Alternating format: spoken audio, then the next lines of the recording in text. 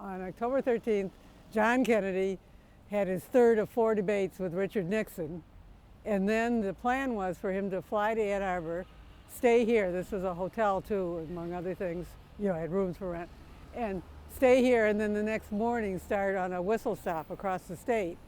But then word got out in the community that he was going to stay here the night. So students started gathering here. He was supposed to get here about 11. And instead, he got here closer to 2 o'clock. So there were students waiting for 3 hours, just packed in. His plan had been to go in the side door and just sneak in the side door and sleep for the night. He was already late. He had to get up early in the morning. But then when he heard that there was this huge crowd, of course he couldn't do that. And here he is looking at this huge crowd of people, students, and thinking, well, what can I tell them? So he floated the idea of a Peace Corps. He didn't use that term, but he floated the idea saying to them, if you're a doctor or an engineer or a technician, would you be willing to go abroad for a year or two and help people in other countries? And that would help the cause of democracy worldwide. And he went on and said that people didn't go to school, college, just to get better, do financially better in their life, but to do something for the world. How many of you who are going to be doctors are willing to spend your days in Ghana? Technicians or engineers? How many of you are willing to work in the foreign service and spend your lives traveling around the world? On your willingness to do that, not merely to serve 1 year or 2 years in the service, but on your willingness to contribute part of your life to this country, I think will depend the answer whether a free society can compete. I think it can. And I think Americans are willing to contribute, but the effort must be far greater than we've ever made in the past. So that might have been the end of it, except that there were some people in the audience, particularly a married couple, the Guskins, who decided to take it one step further. And they ended up with this petition drive where they got something like 800 signatures. And the petition drive wasn't just, we think this is a great idea. It was, if you would set something up like this, we would join it. So his campaign got hold of it and saw what the enthusiasm was. So then 2 weeks later at the Cow Palace in San Francisco, he formally announced it, called it the Peace Corps, gave U of M as University of Michigan as an example of a student body that would like to do it. Then when he became president, it was an executive order, March 1st, 1961. Later, Sergeant Shriver, who was the first director of the Peace Corps, he said if this hadn't happened, if this petition hadn't circulated and been presented to him, the Peace Corps probably wouldn't have happened. I mean, this is an idea at 2 in the morning at a college, and if no one said anything except, oh, nice speech. I mean, he didn't know when they were cheering, if they were just cheering because they got to hear him. He didn't know that it was the idea of the speech.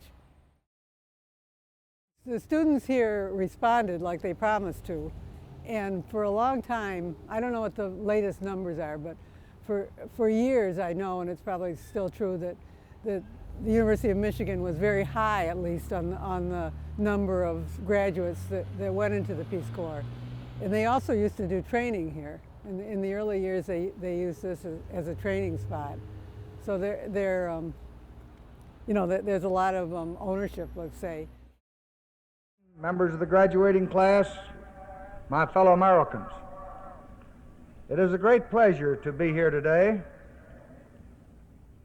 This university has been co-educated. We're in the University of Michigan Stadium. This is where President Johnson announced the Great Society program, which was his major plan for improving the country. He gave it at the 1964 commencement. It was May 22nd, 6 months after Kennedy was shot. Johnson had just been in office for 6 months, and he would be running for election, his first time to be elected president. And this was seen by him and his staff as a good time to roll out this program that was going to be his touchstone of what he wanted to do with the presidency. And it would be a big audience, and in fact it was a huge audience. It wasn't just students, faculty, and parents. They had school kids from all over the state, just all kinds of dignitaries came. The whole place was filled. Your imagination and your initiative and your indignation will determine whether we build a society where progress is the servant of our needs, or a society where old values and new visions are buried under unbridled growth. For in your time, we have the opportunity to move not only toward the rich society and the powerful society, but upward to the great society. The Great Society was a whole amalgam of all the programs that Johnson was thinking would be a good idea. And of course, he came from a poor background, and the reason he's always said he was in government was that he wanted to help people like himself, that government could help people. And so he mentioned in the Great Society speech 3 areas. He mentioned the cities, all the things that people in poverty who live in the cities would need, people in the country, what they need, and particularly cleaner air, cleaner water, and also schools. So he mentioned more money to schools. He's Head Start, he mentioned, which is a major program. The city things encompassed a whole bunch of things like OEO, the Office of Economic Opportunity, and the Voting Rights Act, which is really very key to our democracy, and non-discrimination, and also Medicare and Medicaid. And you read the speech and you read about this event with sort of a what if, the road not taken kind of view, because if it wasn't for the Vietnam War, he would be thought of as, wow, this guy did all this great stuff. Like, we think of Roosevelt doing all the things to get us out of Franklin D. Roosevelt, get us out of the Depression. We'd think, wow, Johnson really moved us ahead in working on our problems as a society. But the interesting thing about it, a sideline, is that he was clearly doing this for a national audience. He knew this would be televised, and he wasn't worried too much about being here in the University of Michigan in Ann Arbor. That was just the vehicle.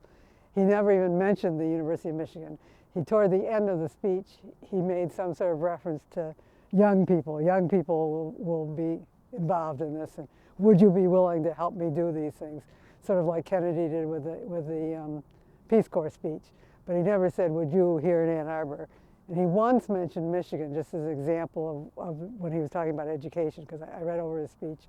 And so he was more being a statesman for the whole country, and he wasn't at all partisan either in the speech.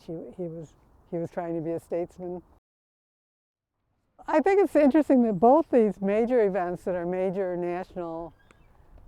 part of our national history, of when you study either of those presidents, a major part of their program and what they did, that they happened here. And I don't think it was an accident, although in some, you could say it could have been somewhere else. But Michigan, University of Michigan is certainly known for idealistic young people who care about the world. It's got a tradition of always being, having lots of discussions on world issues and having opinions. And I think in both cases, the presidents, Johnson and Kennedy, knew that they'd get a good response.